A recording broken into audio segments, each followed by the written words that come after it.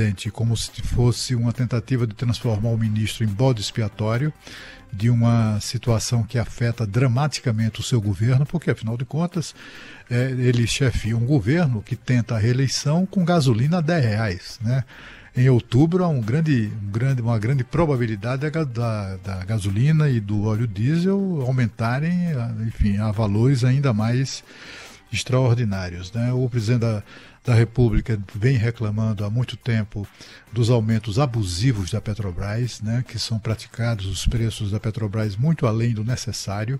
Se não fosse muito além do necessário, não teria registrado um lucro somente nos primeiros 90 dias deste ano de 44,5 bilhões de reais, né? No ano passado foram 106 bilhões de lucro, minha gente.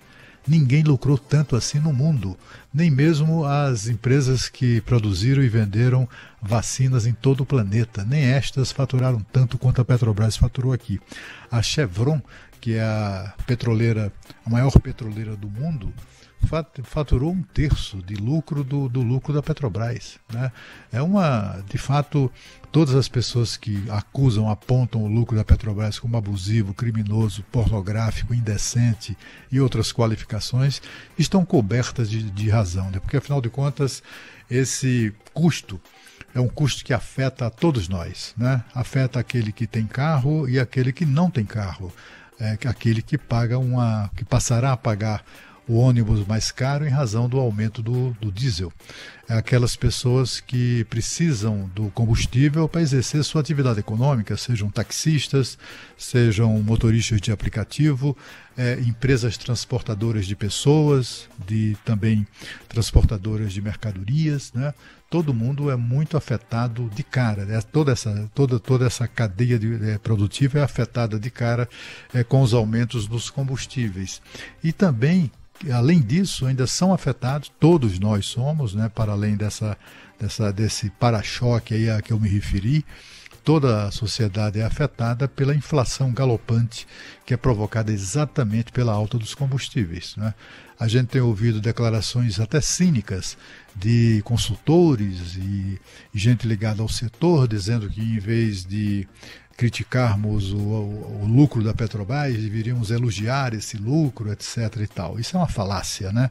É como dizer que, olha, a Petrobras está ferrando com você, está arrebentando a economia, está puxando a inflação para os píncaros, mas é para o seu bem. É basicamente isso que essas pessoas tentam convencer a gente, né? É difícil convencer os brasileiros que estão ali na bomba do posto de gasolina, né? Enchendo o tanque ou colocando o que é possível no tanque, e também as pessoas que vão à feira, vão ao supermercado e sofrem os efeitos da inflação provocada pela alta dos combustíveis. O Bento Albuquerque será substituído na pasta do Ministério de Minas e Energia pelo Adolfo Saxida, como eu citei agora. O novo ministro é formado em Economia pela Universidade Estadual de Londrina, mestre e doutor na mesma área pela Universidade de Brasília, pós-doutorado na Universidade do Alabama, nos Estados Unidos, deu aulas de introdução à economia e comércio internacional na Universidade do Texas e, além de economista, é advogado com estudos na área de direito tributária e técnico em planejamento e pesquisa de carreira pública pelo IPEC, Instituto de Pesquisa Econômica Aplicada.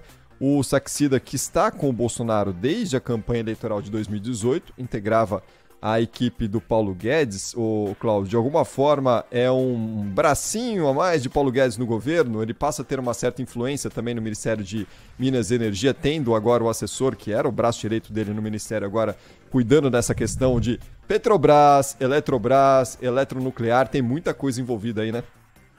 Ele não precisa disso, né? O Paulo Guedes não precisa disso para manter a influência que tem mantido desde o primeiro momento do governo. Mas sim, o presidente Jair Bolsonaro conversou com ele sobre isso, mas o Adolfo Saxida adquiriu, como é que eu diria, brilho próprio, né? Ele é um dos auxiliares do presidente mais leais ao governo, e é um dos melhores quadros mesmo, né? Foi revelado na equipe do ministro Paulo Guedes, mas tem sido aí uma peça importante ali nas decisões da área econômica. Eu acho que é uma boa indicação, uma boa escolha. Eu talvez preferisse o Saxida na presidência da Petrobras, assim, pelo que ele é, né? mas como ministro de Minas e Energia ele pode ter um papel importante. É preciso lembrar, muita gente, eu ouvi hoje mais cedo até um desses especialistas que aparece nessas ocasiões para dizer que a Petrobras não tinha subordinação ao Ministério de Minas e Energia. Não, isso não é verdade. Tem sim. A Petrobras está entre as empresas vinculadas ao Ministério de Minas e Energia e, portanto, deve, subordinada a esse ministério. Agora, a subordinação, como é que eu diria, é formal, né? Porque a Petrobras é muito mais importante do que qualquer ministério, né? Talvez só não é mais importante do que o Ministério da Fazenda, né, que imprime dinheiro, cujas decisões podem indicar essa direção. A Petrobras tem um orçamento fabuloso, etc. Mas a vinculação formal, assim, tanto que o atual presidente da Petrobras foi uma indicação, foi uma escolha e uma indicação do ex-ministro, o almirante Bento Albuquerque. Foi ele que o presidente, quando o Adriano Pires disse não quero mais, o presidente se virou lá para o ministro Bento e disse, e agora? Arruma aí um cabra. E aí ele arrumou esse atual presidente da Petrobras. É por essa razão que eu não me surpreenderia se o novo presidente da Petrobras não tivesse vida muito longa na empresa. Não porque ele venha a ser demitido, não pode, foi eleito, tem mandato a cumprir, mas mediante pedido de demissão, porque afinal de contas o grande suporte dele era o ministro que foi demitido. Pois é. O Adolfo Saxida, que após ser nomeado para o Ministério de Minas e Energia, escreveu o seguinte: agradeço ao presidente Jair Bolsonaro pela confiança, ao ministro Paulo Guedes pelo apoio, ao ministro Bento Albuquerque pelo trabalho em prol do país, com muito trabalho e dedicação. Espero estar à altura desse que é o maior desafio profissional de minha carreira.